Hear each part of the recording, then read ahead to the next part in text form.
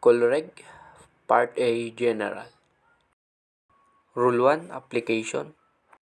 Rule 1 states that the rules apply to all vessels upon the high seas and all waters connected to the high seas and navigable by seagoing vessels. Nothing in these rules shall interfere with the operation of special rules made by an appropriate authority for roadsteads, harbors, rivers, lakes, or inland waterways connected with the high seas and navigable by seagoing vessels. Such special rules shall conform as closely as possible to these rules.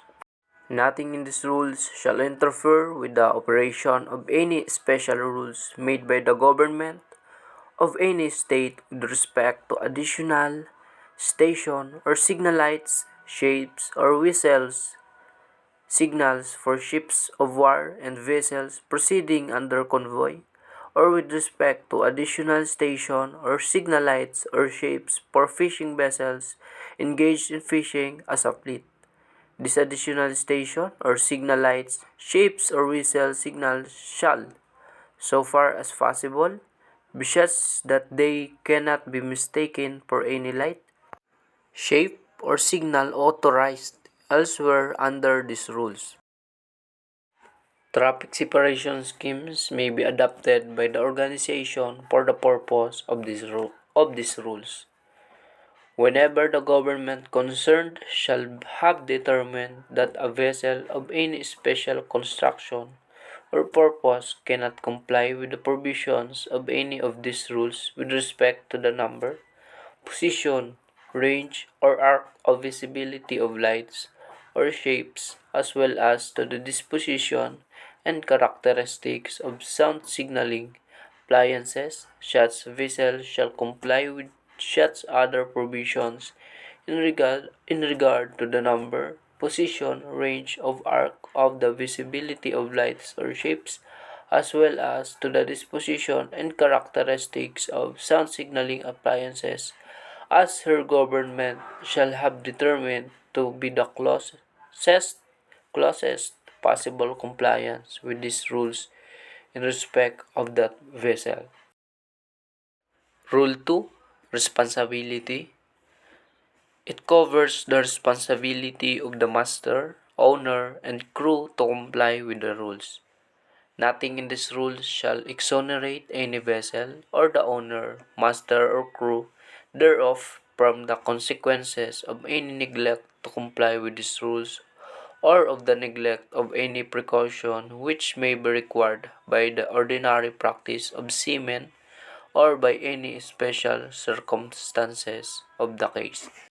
In construing and complying with these rules, due regard shall be had to all dangers of navigation and collision and to any special circumstances, including the limitations of the vessels involved, which may make a departure from these rules necessary to avoid immediate danger.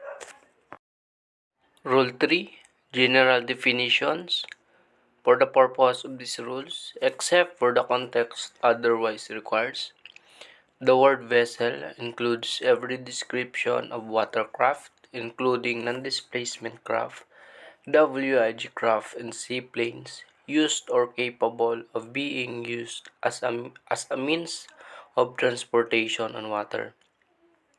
The term power-driven vessel means any vessel propelled by machinery. The term sailing vessel means any vessel under sail provided that propelling machinery, if fitted, is not being used. The term vessel engaged in fishing means any vessel fishing with nets, lines, trawls, or other fishing apparatus which restrict maneuverability but does not include a vessel fishing with trolling lines or other fishing apparatus which do not restrict maneuverability.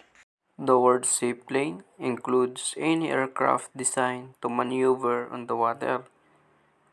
The term vessel and not under command means a vessel which, through some exceptional circumstance, is unable to maneuver as required by these rules and is therefore unable to keep out of the way of another vessel. The term vessel restricted in her ability to maneuver means a vessel which, from the nature of her work, is restricted in her ability to maneuver as required by these rules, and is therefore unable to keep out of the way of another vessel. The term vessels restricted in their ability to maneuver shall include, but not be limited to: 1. A vessel engaged laying, servicing, or picking up a navigation mark, submarine cable, or pipeline. 2. A vessel engaged in dredging, surveying, or underwater operations. 3. A vessel engaged in replenishment or transferring persons, provisions, or cargo while underway. 4. A vessel engaged in the launching or recovery of aircraft. 5. A vessel engaged in mine clearance operation. 6. A vessel engaged in towing operations such as severely restricts the towing vessel and her tow and their ability to deviate from their course. The term vessel constrained by her draft means a vessel-driven vessel which, because of her draft in relation to the available depth and width of navigable water, is severely restricted in her ability to deviate from the course she is following. The word underway means that a vessel is not at anchor or made fast to the shore or ground. The words length and breadth of a vessel mean her length overall and greatest breadth. Vessels shall be deemed to be in sight of one another only when one can be observed visually from the other. The term restricted visibility means any condition in which visibility is restricted by fog, mist, falling snow, heavy rainstorms, sandstorms, or any other similar causes.